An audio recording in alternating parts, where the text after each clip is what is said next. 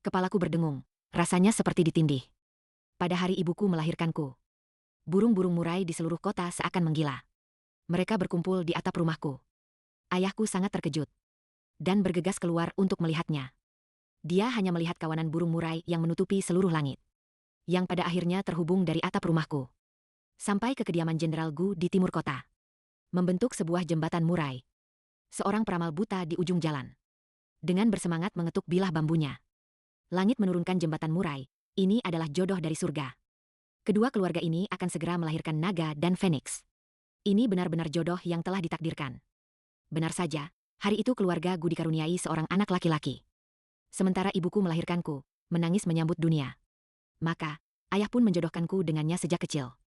Siapa sangka, malam itu juga datang kabar darurat dari perbatasan. Jenderal Gu segera membawa seluruh keluarganya di malam hari, bersama putranya yang baru lahir ke perbatasan untuk menjaga benteng. Dalam sekejap, 18 tahun telah berlalu. Orang tuaku dengan gembira mempersiapkan pernikahan kami. Hanya menunggu Gu Zhao pulang dengan kemenangan untuk menikahiku. Tak disangka, kabar yang datang justru berita bahwa dia telah gugur demi negara. Kabar buruk itu tiba, bahkan jasadnya pun tidak ditemukan. Paman dan bibi dari keluarga Gu menangis dengan sangat pilu. Ayahku yang menjunjung tinggi kehormatan, menepuk pahanya dan berkata, janji pertunangan sudah dibuat sejak kecil. Janji adalah janji yang tak bisa diingkari. Maka, di bawah tatapan iba dari seluruh kota, aku menikah dengan seekor ayam jantan dan sebuah papan arwah yang hitam legam. Di malam pengantin, lilin merah menyala terang. Aku duduk sendirian di tepi ranjang, memandangi kamar yang kosong ini, dan papan arwah suamiku yang belum pernah kutemui itu. Memulai ocehan pertamaku setelah menikah. Suamiku, kita bahkan belum pernah bertemu. Tapi engkau sudah pergi begitu saja. Coba katakan, apa gunanya engkau melakukan semua ini? Lihatlah arak pernikahan ini. Arak Enu Erhong yang telah ditimbun di dalam tanah selama 18 tahun. Sayangnya, engkau tidak punya kesempatan untuk meminumnya. Aku baru saja bergumam, sambil menengadahkan kepala untuk menenggak habis arak di cangkir. Setelah lelah mengoceh, badanku pun ikut lelah. Aku melepas jubah luarku dan berniat langsung tidur. Tepat di saat aku meniup lilin hingga padam, lalu masuk ke dalam selimut. Kamar ini tiba-tiba menjadi sangat dingin. Rasanya seperti ditendang ke gudang es di tengah musim panas yang terik. Aku sangat ketakutan hingga menggigil dan buru-buru membungkus diriku dengan selimut. Siapa? Siapa di sana? Tidak ada jawaban. Hanya ada cahaya bulan pucat yang menyinari dari luar jendela. Aku menelan ludah dengan susah payah. Dalam hati, aku berdoa agar semua setan dan iblis segera pergi. Tiba-tiba, aku merasakan sisi ranjang di sebelahku menurun. Seolah-olah ada seseorang yang baru saja berbaring. Tubuhku menegang, aku bahkan lupa bernapas. Hawa dingin yang menusuk tulang, bahkan lebih dingin dari sebelumnya, menembus selimut dan meresap ke dalam tubuhku. Aku bisa merasakan dengan jelas. Itu adalah sosok seorang pria. Tinggi besar dan tegap, berbaring tak bergerak tepat di sampingku. Kepalaku berdengung, ini tindihan. Bukan, ini pasti hantu yang naik ranjang. Suami hantuku, dia sudah kembali. Aku takut setengah mati dan ingin berteriak. Tetapi tenggorokanku seolah tersumbat oleh balok es. Tidak bisa mengeluarkan sepatah kata pun. Aku ingin lari tetapi tubuhku seakan terpaku di atas ranjang. Tidak bisa bergerak sama sekali. Dalam kegelapan, aku hanya bisa merasakan tubuhnya yang dingin. Sepanjang malam aku tidak berani memejamkan mata. Hingga fajar mulai menyingsing di ufuk timur. Hawa dingin dan beban di sampingku tiba-tiba menghilang. Aku langsung terduduk, terengah-engah dengan mulut terbuka. Sisi lain ranjang itu kosong. Hanya menyisakan kerutan di atas sprei. Membuktikan bahwa semua yang terjadi semalam bukanlah mimpi. Aku menatap papan nama peringatan yang berukir nama Gu Zhao itu. Kakiku lemas dan aku pun jatuh terduduk di lantai. Ibu, putrimu ini sepertinya benar-benar telah mengomel hingga membuatnya hidup kembali. Sejak hari itu, suami hantuku, Gu Zhao, selalu pulang tepat waktu setiap malam. Dia tidak pernah berbicara. Dia juga tidak melakukan hal yang melewati batas. Dia hanya diam-diam datang dan berbaring di sampingku. Sebelum fajar, dia diam-diam pergi lagi. Hawa dingin di tubuhnya semakin pekat. Saking dinginnya, setiap malam aku harus memakai 3 lapis selimut sutra. Rasa takutku yang semula ada, perlahan berubah menjadi mati rasa. Pada akhirnya, aku malah jadi terbiasa. Aku mulai mencoba berbicara dengannya. Suamiku, aku tahu kamu mati secara tidak adil. Kamu tidak rela meninggalkanku. Tapi manusia dan arwah tidak bisa bersama. Kamu terus seperti ini juga bukan jalan keluarnya. Apa kehidupanmu di alam sana tidak baik? Apa kamu kekurangan uang? Atau bagaimana kalau aku membakarkan sedikit uang untukmu? Aku langsung melakukannya. Keesokan harinya, aku pergi ke toko perlengkapan sembahyang dan membeli sekeranjang penuh uang arwah. Aku bahkan menggambar sebuah lingkaran di halaman. Sambil membakar, sambil menggumamkan doa. Dikhususkan untuk suamiku Guzhao, roh lain dilarang merebut. Anehnya, malam itu, hawa dingin di tubuhnya sepertinya sudah sedikit berkurang. Aku merasa senang dalam hati. Jadi, aku semakin rajin membakar uang arwah. Dari uang arwah biasa, aku tingkatkan menjadi uang arwah dengan nominal besar. Aku bahkan membakarkan rumah mewah untuknya. Lebih dari setengah uang bulananku. Semuanya kuberikan kepada pemilik toko perlengkapan sembahyang. Pemilik toko itu melihatku seakan melihat dewa rezeki berjalan. Setiap kali aku datang, dia selalu antusias merekomendasikan barang baru untukku. Nona Sukian. Coba Anda lihat, ini adalah setelan pahlawan model terbaru kami. Dijamin setelah dipakai, suami Anda akan menjadi yang paling berkuasa di alam baka. Aku pun menahan diri dan membelinya. Pelayan pribadiku bernama King Hee. Dia seorang gadis yang sangat penakut tetapi sangat setia. Dia melihatku setiap hari sibuk membakar kertas seperti orang kerasukan. Dia begitu ketakutan sampai wajahnya pucat pasi. Nona, apa yang sedang Anda lakukan? Aku menatapnya dengan ekspresi yang dalam dan tak terduga. Lalu berbisik dengan suara pelan. Kamu tidak akan mengerti. Ini cuma sedikit kemesraan suami istri. Titik balik dari masalah ini. Semuanya dimulai dari sepupu perempuanku yang suka ikut campur. Setelah Lin Dao datang berkunjung. Lin Dao adalah putri dari pamanku dari pihak ibu. Sejak kecil, dia suka sekali bersaing denganku. Soal pernikahanku dengan papan arwah. Di depanku, dia pura-pura bersimpati. Tapi di belakang, entah sudah berapa kali dia menertawakanku. Hari itu dia datang mengunjungiku. Dan memergokiku sedang membakar kertas sembahyang untuk Guzhao di halaman. Dia menutup mulutnya dan berteriak dengan dramatis. Kakak sepupu, apa yang sedang kakak lakukan? Keluarga Gu bagaimanapun juga adalah kediaman jenderal. Kalau kakak melakukan ini dan beritanya tersebar, bukankah itu akan membuat orang lain menertawakan keluarga Sukita karena tidak tahu aturan? Dan melakukan hal-hal tahayul seperti ini. Aku sedang mengirim sedikit bekal untuk suamiku. Itu bukan urusanmu. Lin Dao kubuat terdiam sampai tidak bisa berkata-kata. Wajahnya pucat pasi. Akhirnya dia mencibir. Benar-benar air susu dibalas dengan air tuba. Menurutku kakak sudah sakit karena terlalu merindu. Kau sudah gila. Setelah dia pergi, dia langsung melebih-lebihkan masalah ini. Dan menceritakannya pada ibuku. Setelah ibuku mendengarnya, dia langsung murka. Dan dengan marah menerobos masuk ke pavilionku. Sukian, dasar anak ini. Apa jangan-jangan kamu sudah kerasukan? Aku bahkan belum sempat membuka mulut untuk menjelaskan. Ibu sudah memegang tanganku erat-erat sambil menangis terseduh-seduh. Oh, putriku yang malang. Ini semua salah ibu karena memaksamu menikah dengan papan arwah. Hingga membuatmu jadi gila seperti ini. Tenang saja, nak. Ibu sudah mengundang seorang master hebat untukmu. Dia pasti bisa mengusir roh jahat dari tubuhmu. Keesokan harinya, seorang pria berjubah bagua. Dengan janggut kambingnya diundang masuk ke kediaman. Pendeta tahu itu mengaku sebagai Master Xuansu. Dan menyombongkan diri bisa menangkap semua iblis di dunia. Dia berjalan berkeliling di pavilionku. Raut wajahnya sangat serius. Halaman rumah nona muda ini energi negatifnya pekat sekali. Pasti ada arwah penasaran yang sedang membuat onar. Ibuku mendengarnya sampai pucat pasi. Dengan tergesa-gesa, beliau menyelipkan sekantong perak. Pendeta, mohon selamatkan putri saya. Pendeta Xuansu menimang-nimang kantong perak di tangannya. Mengangguk-angguk penuh kepuasan. Gampang, gampang. Nanti tengah malam. Tunggu pendeta ini menyiapkan altar untuk melakukan ritual. Pasti akan kuhancurkan arwah penasaran itu sampai jiwanya tercerai-berai. Aku yang mendengarnya langsung panik. Itu, kan suamiku. Aku langsung maju untuk menghentikannya. Tapi ibuku memelukku erat-erat. Sukian, sadarlah, nak. Itu iblis jahat yang mencelakaimu.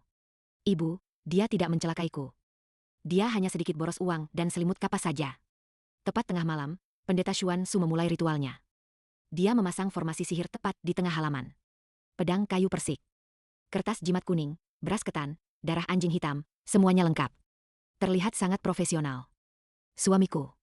Malam ini, kamu jangan pernah pulang, ya. Ada orang ganas di rumah yang mau membereskanmu. Pendeta Xuansu mulai mengayun-ayunkan pedang kayu persiknya. Mulutnya menggumamkan mantra. Melompat-lompat seperti orang kesurupan sepanjang waktu. Suhu di halaman sepertinya tidak berubah sama sekali. Hatiku pun menjadi sedikit lebih tenang. Mungkin suamiku malam ini sibuk jadi tidak akan pulang. Dahi pendeta Xuansu sudah dipenuhi butiran keringat. Sepertinya dia juga merasa ada yang tidak beres. Arwah penasaran ini licik sekali. Terus saja bersembunyi dan tidak mau keluar. Biar pendeta ini mengeluarkan jurus pamungkasnya. Mantra pemandu arwah guru langit. Dia mengeluarkan sebuah kompas dari balik jubahnya. Lalu mulai menggumamkan lagi beberapa mantra yang sama sekali tidak kumengerti.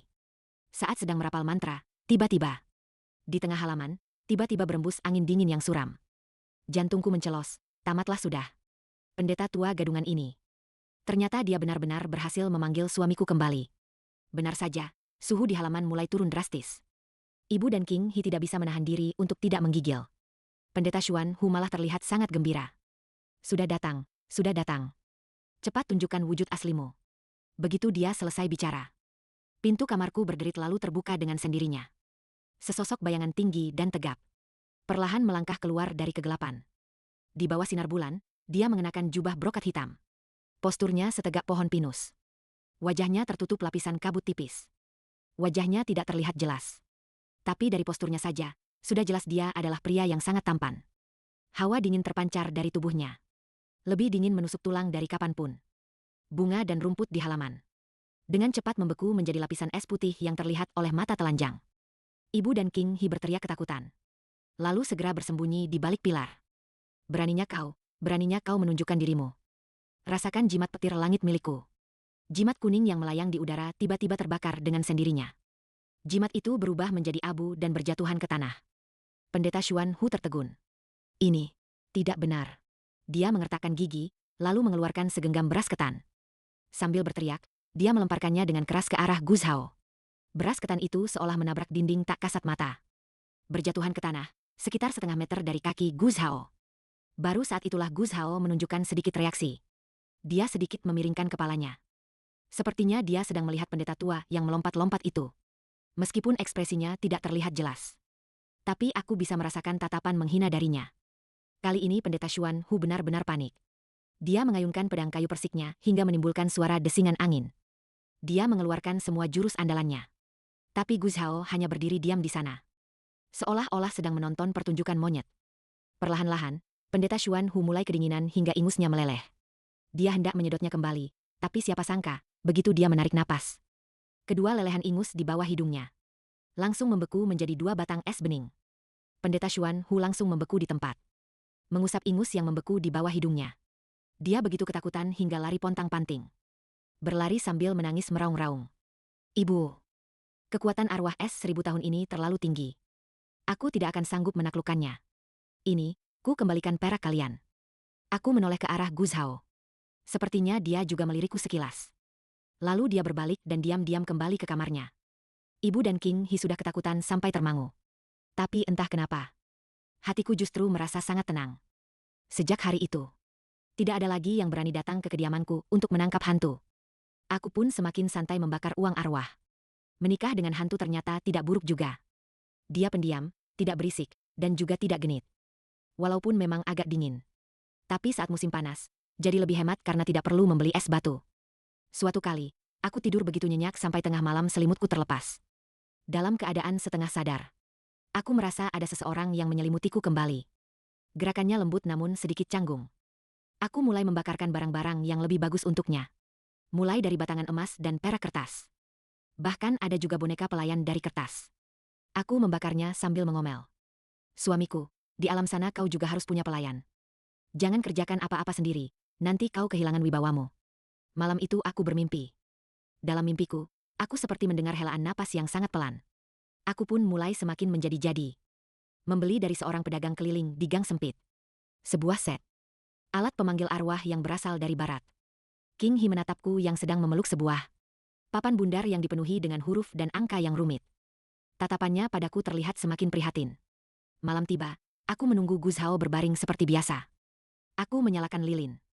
Meletakkan papan kecil itu di atas meja. Menarik napas dalam-dalam, lalu meletakkan jariku di atasnya. Wahai arwah langit, wahai arwah bumi. Suamiku, suamiku, cepatlah berikan pertanda. Piringan di bawah jariku bergerak sedikit. Aku diam-diam merasa senang, lalu berdeham. Benar. Boleh aku tanya, apa kau suamiku Gu Zhao? Benar. Piringan itu perlahan bergeser ke huruf benar. Apa kau baik-baik saja di sana? Piringan itu bergeser ke huruf tidak. Apa karena uangmu tidak cukup?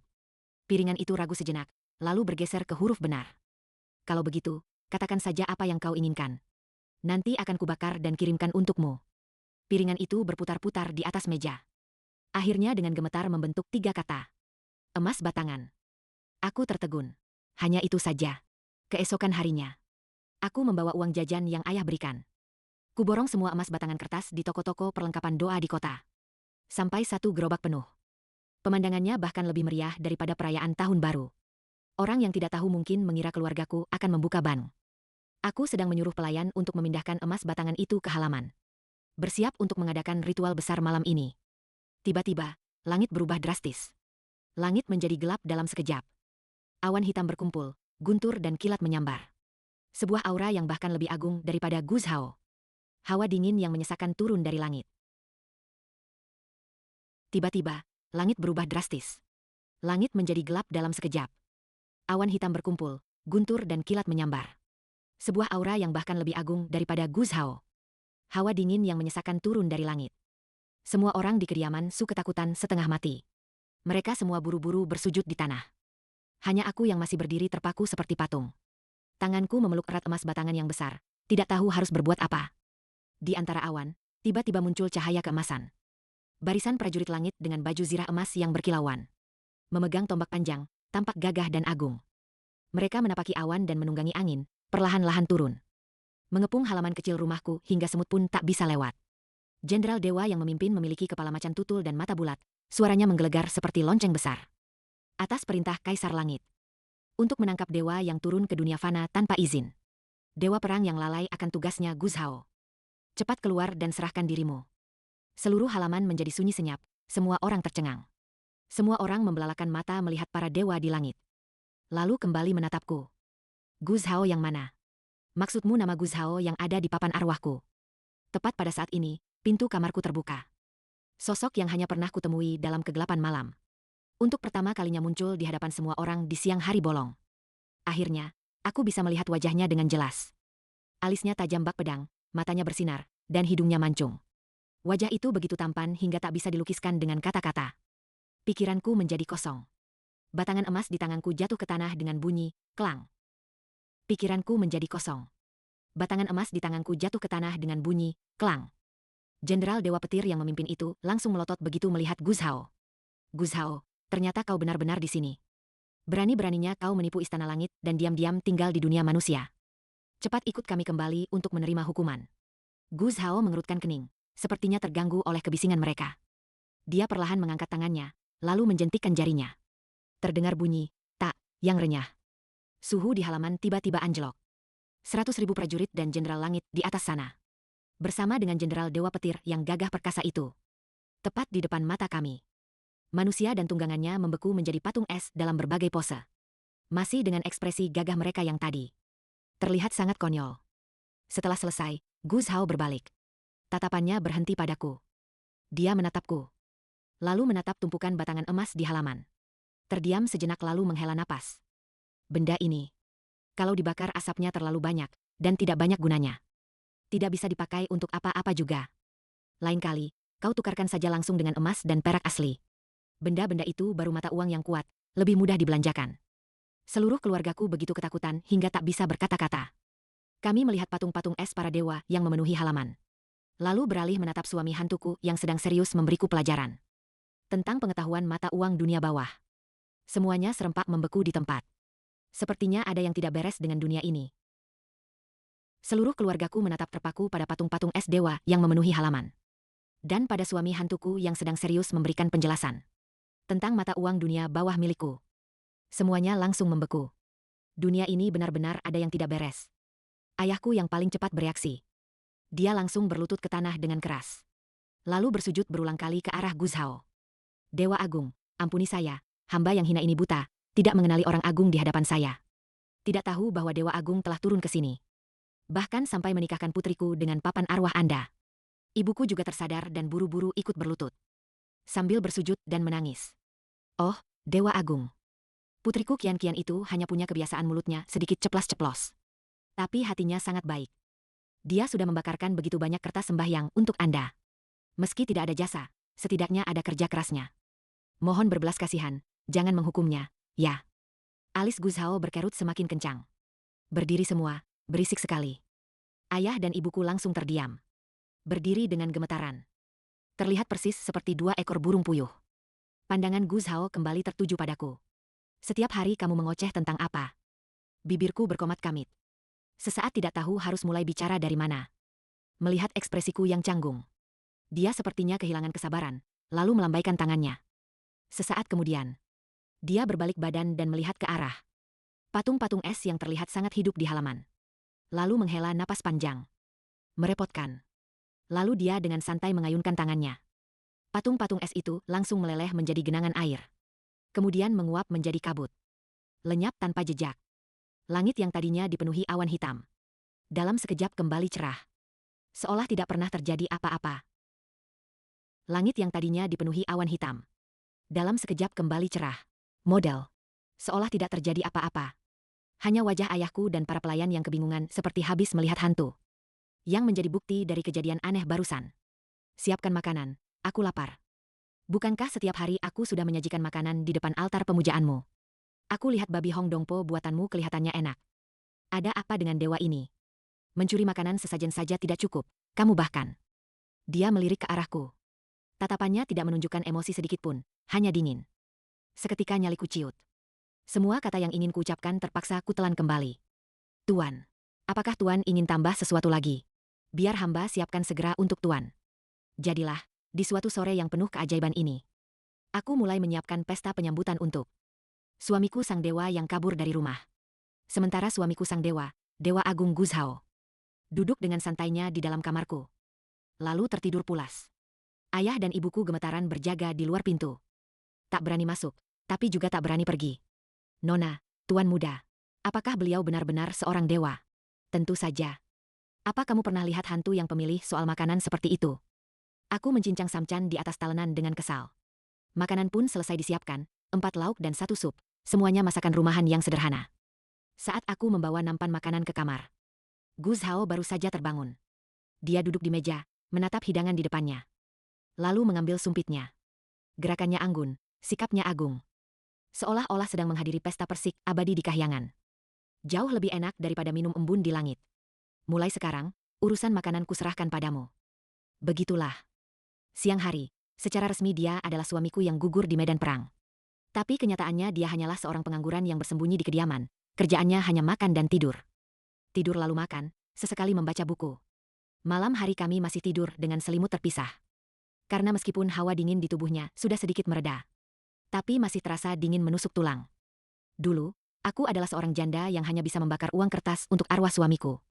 Sekarang, aku menjadi orang sial yang merangkap sebagai juru masak untuk dewa. Dan dewa yang satu ini bukan hanya pemilih soal makanan, tapi juga malasnya bukan main. Sukian, tuangkan aku teh. Sukian, bantu aku membalik halaman buku. Sukian, pundakku agak pegal. Gu Zhao, bagaimanapun juga kau itu dewa agung. Tidak bisakah kau menggerakkan tangan dan kakimu sendiri? Aku turun ke dunia fana untuk menjalani takdir, bukan untuk melakukan pekerjaan kasar. Ini namanya pengalaman hidup. Paham? Kau sebut ini pengalaman hidup. Ini sih namanya kau pensiun dini. Gu Zhao sudah menumpang di rumahku selama setengah bulan ini. Selama setengah bulan ini, dia berhasil berubah dari dewa agung yang angkuh dan dingin menjadi seseorang yang semuanya serba dilayani. Bahkan menjadi dewa tak berguna yang sangat pemilih soal makanan. Ikan hari ini agak amis. Sayuran besok jangan pakai bawang putih, ya. Aku mau makan pedas, tapi jangan terlalu pedas. Hari itu, aku sedang mencoba resep baru di dapur. Hidangan baru bernama surga ganda es dan api. Berusaha memuaskan perutnya yang cerewet itu. Tiba-tiba King He berlari masuk dengan panik dan terhuyung-huyung. Nona, gawat. Ada sekelompok dewa datang lagi. Nona, gawat. Ada sekelompok dewa datang lagi. Tanganku gemetar. Dan menumpahkan seluruh piring cabai ke dalam panci. Lagi, kali ini apa lagi? Kali ini berbeda. Yang datang seorang gadis, cantik sekali. Mengenakan gaun serba merah menyala. Begitu datang, dia langsung mencari Dewa Agung Gu Zhao. Jantungku mencelos. Seorang gadis mencari Gu Zhao. Di kepalaku langsung terbayang sebuah skenario klise dunia dewa yang panjangnya ribuan kata. Seperti peri yang mabuk cinta turun ke dunia fana. Dan Dewa Agung tak berperasaan yang meninggalkan anak istrinya. Aku buru-buru mengelap tangan, membawa spatula dan bergegas keluar dengan marah. Aku harus lihat sendiri. Siluman rubah mana yang berani-beraninya merebut priaku. Meskipun priaku ini memang agak dingin. Di halaman, berdiri seorang gadis dengan paras yang sangat menawan. Dia memang cantik, kecantikan yang mematikan. Sebuah gaun panjang berwarna merah menyala, bagaikan api yang berkobar. Semakin menonjolkan kulitnya yang putih bak salju. Dari kedua alisnya terpancar kesombongan bawaan lahir. Kak Guzhao, akhirnya aku menemukanmu. Kenapa kakak bersembunyi di tempat jin buang anak ini? Membuatku lelah setengah mati mencarimu. Kak Guzhao, akhirnya aku menemukanmu.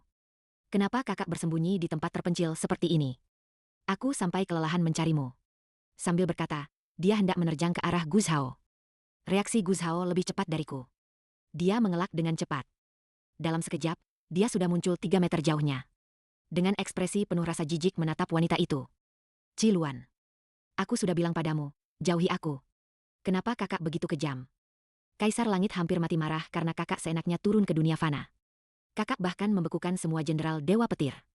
Sekarang seluruh istana langit sedang kacau balau. Sambil berbicara, matanya yang jeli menyadari keberadaanku. Jadi kau manusia fana itu. Kak Guzhao. Apa karena kakak sudah terlalu lama di dunia fana? Sampai-sampai seleramu jadi seburuk ini. Cepat ikut aku kembali ke istana langit. Ayahku sudah bilang. Asalkan kakak mau kembali. Semua yang sudah berlalu akan dimaafkan. Kita bahkan bisa langsung melangsungkan pernikahan. Aku menggenggam erat spatula di tanganku. Pernikahan, hebat sekali. Aku ini belum cerai, tahu. Wajah Guzhao semakin dingin, dia menatap Ciluan. Urusanku. Bukan giliranmu dan ayahmu yang mengaturnya. Kamu tidak diterima di sini. Aku melakukan ini demi kebaikanmu. Kakak adalah dewa perang kuno yang agung, Guzhao. Bagaimana bisa bergaul dengan manusia fana seperti ini? Apa bagusnya dia? Apa dia bisa menemanimu abadi selamanya? Apa dia bisa bersamamu memahami Dao Agung? Dia hanya akan menjadi beban bagimu. Dia menjadi bebanku atau tidak, itu bukan urusanmu. Makanan yang dia masak jauh lebih enak dari masakan awan apimu. Apa dia menghalangiku atau tidak, itu bukan urusanmu. Makanan yang dia masak jauh lebih enak dari masakan awan apimu. Sudut bibirku tanpa sadar terangkat. Bagus sekali. Meskipun kamu pemalas, pemilih makanan, dan sedingin es. Tapi mulutmu itu akhirnya berguna juga di saat penting. Hebat juga untuk seorang manusia fana. Aku ingin lihat. Kemampuan apa yang kau miliki sampai bisa menahan kakak Guzhao. Hari ini akan kubakar habis halaman reotmu ini. Kita lihat saja bagaimana lagi kau akan memasak untuknya. Api itu berubah menjadi seekor naga api. Meraung dan melesat lurus ke arahku. Aku sangat ketakutan sampai spatula di tanganku jatuh ke tanah. Tepat di saat genting itu. Sebuah dinding es tiba-tiba muncul dari tanah. Menghalangi tepat di hadapanku. Ciluan, coba saja kau sentuh dia. Saat itu juga, suhu di halaman turun ke tingkat yang mengerikan. Bahkan Dewa Api Ciluan pun tidak bisa menahan diri untuk tidak bergidik. Kakak demi seorang manusia fana. Kau tega menyerangku. Guzhao, kau sudah gila. Pergi, jangan sampai aku mengatakannya untuk ketiga kalinya. Ciluan menggigit bibirnya erat. Matanya berkaca-kaca. Pada akhirnya dia tetap tidak berani menyerang lagi. Dan berubah menjadi seberkas cahaya merah yang melesat ke langit. Seluruh halaman kembali tenang. Aku menatap punggung Guzhao, hatiku terasa campur aduk. Dia sedang melindungiku. Aku menatap punggung Guzhao, hatiku terasa campur aduk. Dia sedang melindungiku. Pikiran ini baru saja terlintas. Aku sudah mendengar suara Guzhao menggema tanpa menoleh sedikit pun. Kenapa kau melamun di situ? Ayam kung pao di wajanmu hampir gosong. Baiklah, aku tarik kembali rasa terharuku tadi. Yang dia lindungi itu bukan aku, tapi makanannya. Meskipun mulut Guzhao berkata itu demi makanan. Tapi aku tetap sadar ada sesuatu yang aneh. Contohnya, durasi dia menatapku jadi lebih lama dari sebelumnya. Dulu dia selalu berbaring di kursi dengan tatapan kosong. Merenungkan tentang kehidupan. Sekarang dia malah terus menatapku saat aku membersihkan sayuran. Melihatku menyalakan tungku, mendengarku bergumam. Suatu hari, kakak sepupuku, Susing, yang belajar di tempat jauh telah kembali. Kakak sepupuku adalah seorang cendekiawan yang sopan, lembut seperti giok. Dia teman masa kecilku, hubungan kami sangat baik. Dia pikir hidupku akan sangat menyedihkan karena menikah dengan papan arwah. Kepulangannya kali ini, dia sengaja membawa banyak hadiah untuk mengunjungiku. Kian, kamu pasti sangat menderita. Bagaimana kamu bisa bertahan hidup selama ini? Bagaimana kalau aku bicara dengan paman, untuk meminta izin bagimu? Perkataannya bahkan belum selesai diucapkan. Suhu di sekitar sudah terasa turun drastis. Kenapa tiba-tiba jadi sedingin ini? Begitu aku menoleh. Aku melihat Guzhao sudah berdiri di pintu, Entah sejak kapan. Wajahnya yang dingin menatap tajam tangan kami yang saling berpegangan. Tatapannya bahkan lebih dingin daripada saat Ciluan menyulut api. Begitu aku menoleh. Aku melihat Gu Zhao sudah berdiri di pintu, entah sejak kapan. Tatapannya bahkan lebih dingin daripada saat Ciluan menyulut api. Aku begitu ketakutan hingga buru-buru menarik tanganku kembali. Kakak sepupu, biar ku perkenalkan sebentar. Ini adalah suamiku, Gu Zhao. Mengucapkan perkenalan ini membuatku merasa tidak nyaman. Kakak sepupu sangat terkejut sampai mulutnya ternganga membentuk huruf O. Dia menatapku, lalu menatap Gu Zhao. Lalu menatap lagi ke papan arwah yang tergeletak di sudut dinding itu. Apa yang sebenarnya terjadi? Gu Zhao sama sekali tidak memedulikan ekspresi terkejut kakak sepupu. Dia berjalan ke sisiku. Menarikku ke belakangnya. Siapa kau? Tatapan tajamnya membuat kakak sepupuku merinding. Tapi dia tetap menjaga sikap terpelajarnya, menangkupkan tangan dan memberi hormat. Saya Susing, kakak sepupu Kian-Kian. Gu Zhao melirik tanganku yang baru saja dipegang oleh kakak sepupu. Pria dan wanita dilarang saling bersentuhan. Lain kali, jauhi dia. Cara bicaranya itu. Seolah-olah aku dan dia punya hubungan terlarang saja. Dia itu kakak sepupu kandungku. Model. Akrabnya sudah seperti saudara kandung saja. Tetap saja tidak boleh, dia itu istriku. Maka dia tidak boleh dekat-dekat dengan pria lain. Dia mengatakannya dengan sangat percaya diri. Seolah-olah dia bukan dewa tak berguna yang hanya menumpang makan di rumahku. Melainkan benar-benar sedang menjalankan tugasnya sebagai seorang suami. Dia mengatakannya dengan sangat percaya diri. Seolah-olah dia bukan dewa tak berguna yang hanya menumpang makan di rumahku. Melainkan benar-benar sedang menjalankan tugasnya sebagai seorang suami. Gu Zhao, kamu ini masuk akal tidak, sih? Aku ini menikah dengan papan arwahmu. Saat kita menikah, kamu masih bersenang-senang di kahyangan sana. Sekarang kamu malah mau mengatur-atur aku. Pokoknya tidak boleh. Gu Zhao kubuat terdiam. Setelah itu, dia tidak lagi memedulikan kami, berbalik badan dan kembali ke kamarnya. Kakak sepupu yang berdiri di sampingku hanya bisa melongo. Kian-Kian, suamimu ini. Apa jangan-jangan dia sedang cemburu? Dewa Agung yang emosi dan nafsunya sudah hampir membeku itu. Masa dia bisa cemburu? Mana mungkin. Dia pasti berpikir kalau aku, juru masaknya ini, setelah pergi dengan pria lain, tidak akan ada lagi yang memasakkan makanan untuknya. Benar, sudah pasti begitu. Beberapa hari berikutnya, tingkah laku Gu Zhao menjadi semakin aneh. Dia tidak lagi mengurung diri di kediamannya. Kemanapun aku pergi, dia selalu membuntutiku. Aku masuk ke dapur. Dia juga membawa kursi dan duduk di depan pintu untuk mengawasi. Aku ke taman bunga, dia pun mengekor di belakang. Dengan alasan muluk, katanya sedang berpatroli di properti pribadi dewa ini. Aku pergi mengobrol dengan ibu. Dia juga ikut duduk di samping sambil minum teh. Tanpa bicara sepatah kata pun. Yang paling keterlaluan adalah setiap kali kakak sepupuku datang mencariku, dia langsung mencegatnya di pintu. Lalu mengatakan, dia sedang sibuk, tidak ada waktu menemuimu. Dia harus memasak untukku, tidak ada waktu menemuimu. Dia harus mencucikan bajuku, tidak ada waktu menemuimu. Sepupuku akhirnya lari tunggang langgang. Sebelum pergi dia masih sempat melirikku. Dengan tatapan yang seolah menyuruhku untuk mendoakan keselamatanku sendiri. Malam harinya, aku sudah tidak tahan lagi. Aku membanting sepiring ayam pedas yang bisa membuat mulut menyemburkan api. Tepat di hadapannya. Gu Zhao, sebenarnya apa maumu? Dia mengambil sepotong daging ayam. Dan memakannya tanpa mengubah ekspresi. Bahkan alisnya tidak berkerut sedikit pun. Tidak ada apa-apa. Lalu kenapa kau setiap hari membuntutiku? Dan bahkan mengusir sepupuku? Sukian, kau adalah istriku. Meskipun saat upacara pernikahan aku tidak hadir. Meskipun alasan kita menikah sangat tidak masuk akal. Tetapi di dalam kitab jodoh surgawi, nama kita berdua sudah tertulis berdampingan. Karena itu, kau adalah milikku. Siapapun tidak boleh menyentuhmu. Sejak Gu Zhao secara sepihak menyatakan kepemilikannya atasku. Kelakuannya menjadi semakin semena-mena. Dia tidak hanya mengambil alih waktuku, tetapi juga ingin merebut tempat tidurku. Tentu saja bukan merebut seperti yang kalian pikirkan. Dia tetap tidur di satu sisi ranjang. Tetapi dia tidak lagi puas dengan selimut terpisah.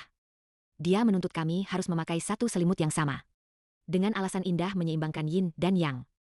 Aku menolaknya dengan tegas. Akibatnya, pada malam itu juga, ketiga selimut sutraku dibekukan olehnya menjadi balok es yang sangat dingin. Sama sekali tidak bisa dipakai lagi. Aku hanya bisa meringkuk kedinginan.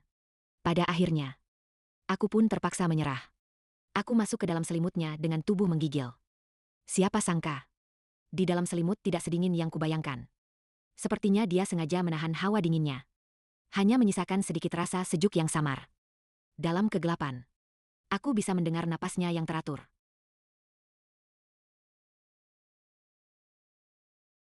Keesokan harinya, Istana Langit mengirim orang lagi. Mengaku sebagai pelayan dewa dari Taishang Laojun. Gadis kecil itu membawa sebuah keranjang. Begitu melihat Guzhao, wajahnya langsung masam seperti mau menangis. Wahai Dewa Agung Guzhao, mohon berbelas kasih dan kembalilah ke Istana Langit. Kalau Anda tidak kembali juga, janggut Kaisar Langit akan tercabut sampai habis. Jangan bertele-tele lagi, kalau ada apa-apa cepat katakan. Apakah benar 2 malam yang lalu Anda menyelinap ke Istana Dou Shuai? Lalu mengambil pil 9 putaran pengembali jiwa yang baru saja selesai dibuat oleh majikanku. Rasanya lumayan, langsung lumer di mulut. Hanya saja sedikit terlalu manis. Itu, kan untuk dipersembahkan kepada Kaisar Langit. Apakah Anda juga sekalian mencuri buah persik di Taman Persik Abadi milik Ratu Ibu Suri? Buah persik dewa paling berharga yang baru matang setiap 9.000 tahun itu. Oh, yang itu, istriku suka makan yang manis-manis. Sayang, coba cicipi, ini lebih enak dari persik di dunia fana. Aku memegang buah persik dewa legendaris itu. Tanganku sampai gemetaran. Ini adalah harta karun yang bisa membuat hidup abadi. Tapi kamu malah membawanya pulang untuk kujadikan camilan seperti ini. Pelayan dewa itu hampir pingsan di tempat. Gadis kecil itu dengan gemetar menunjuk ke beberapa pakaian yang dijemur di halaman. Terlihat di antara 2 set pakaian. Terbentang seutas benang merah yang bersinar. Dewa Agung, oh Dewa Agung. Anda bahkan mengambil benang merah jodoh milik Dewa Jodoh. Wahai Dewa Agung. Beraninya Anda menggunakan benang merah jodoh milik Dewa Jodoh seperti ini. Tali yang lama tidak kuat, tali ini jauh lebih kuat. Dewa Agung, hamba mohon, kembalilah. Apapun yang ingin Anda makan, akan kami buatkan. Apapun yang Anda inginkan, akan kami antarkan. Bisakah Anda berhenti menganggap Istana Langit sebagai pasar grosir? Kalau begini terus, isi Istana Langit bisa habis Anda ambil semua. Makanan di Istana Langit membosankan, barang-barangnya juga tidak bagus. Di sini jauh lebih baik. Guzhao menarik kembali kakinya dengan jijik. Dia mengatakannya dengan sangat santai. Tapi aku yang mendengarnya sampai jantungan. Pelayan dewa itu sudah kehabisan akal. Dia hanya bisa meninggalkan sebuah keranjang lalu pergi sambil menangis. Aku membuka keranjang itu untuk melihatnya dan... Astaga! Di dalamnya penuh dengan berbagai macam pil dan buah dewa. Bahkan ada beberapa buku resep dari Istana Langit yang berkilauan cahaya keemasan. Guzhao, anggap saja beta memohon padamu. Kalau mau makan apa, pesan saja dari menu. Beta akan menyuruh dapur istana mengirimkannya secepat kilat untukmu. Jangan memasak sendiri lagi. Sejak hari itu, di depan pintu rumah kami, setiap hari selalu ada petugas dari Istana Langit yang datang mengantar barang tepat waktu. Hari ini mengirim mutiara malam milik Raja Naga Laut Timur. Katanya karena Guzhao merasa cahaya lilin terlalu redup. Besoknya mengirim brokat awan surgawi milik Dewi Penenun. Katanya Guzhao mengeluh kain dunia fana terlalu kasar. Lusa bahkan membawa seekor anak kilin. Katanya Guzhao merasa halaman rumah terlalu sepi. Kurang semarak. Dewa Agung Guzhao bersantai di halaman. Menyuruh kilin memetik buah dari pohon untuknya. Sambil makan, dia melihatku sibuk berlari ke sana kemari. Harga dirinya sudah berserakan di tanah bersama perhiasan dari Istana Langit. Akhirnya aku mengerti, dia bukan turun ke sini untuk menjalani ujian. Dia turun ke sini untuk bersenang-senang. Dan aku adalah pengasuh pilihan yang ditunjuk langsung olehnya. Akhirnya aku mengerti, dia bukan turun ke sini untuk menjalani ujian. Dia turun ke sini untuk bersenang-senang. Dan aku adalah pengasuh pilihan yang ditunjuk langsung olehnya. Aku menatap tajam ke arah Guzhao. Tapi dia malah menggenggam tanganku. Telapak tangannya hangat, tidak dingin sama sekali. Ternyata, dia sudah sejak lama menggunakan kekuatan dewanya untuk memulihkan fisikku. Membantuku agar tidak takut hawa dingin lagi. Setelah itu, kisah tentang menantu dewa dari keluarga Su menjadi topik paling menarik di kedai-kedai teh ibu kota. Orang-orang bilang, Dewa Agung itu sedingin es. Hanya luluh di hadapan istrinya yang seorang manusia biasa. Bahkan dia tidak ragu mengambil buah persik abadi milik Ratu Langit untuk dibawa pulang sebagai camilan istrinya. Membuat para nona di kota merasa iri sekaligus kagum. Sedangkan aku, bukan lagi janda yang menangis sambil memeluk papan nama almarhum suaminya. Yang dikasihani oleh seluruh kota seperti dulu. Status sebagai juru masak pribadi dewa ini justru menjadi kebanggaan termanisku. Halaman kecil kita ini seakan telah menjadi sebuah dunia yang terpisah dari 3 dunia. Benang merah dewa jodoh terjemur di embus angin. Dipenuhi dengan hiruk pikuk dunia fana. Kilin kecil yang penurut itu akan menggesekkan kepalanya dengan manja di tanganku. Lalu patuh memetik buah termanis dari pohon. Guzhao biasanya akan membawa sebuah kursi malas. Diam-diam memperhatikanku yang sibuk di halaman. Dari sorot matanya yang tampak dingin itu, tanpa sadar akan tersirat sedikit kelembutan yang bahkan tidak ia sadari. Siapa sangka, berawal dari sebatang pohon tua yang layu. Dan perjodohan konyol sejak kecil yang diatur orang tua. Ternyata benar-benar bisa melampaui batas antara manusia dan dewa. Papan arwah yang dingin itu, pada akhirnya berubah menjadi perlindungan terhangat di sisiku. Menjalin sebuah kisah cinta indah yang hanya milik dunia fana dan alam surgawi.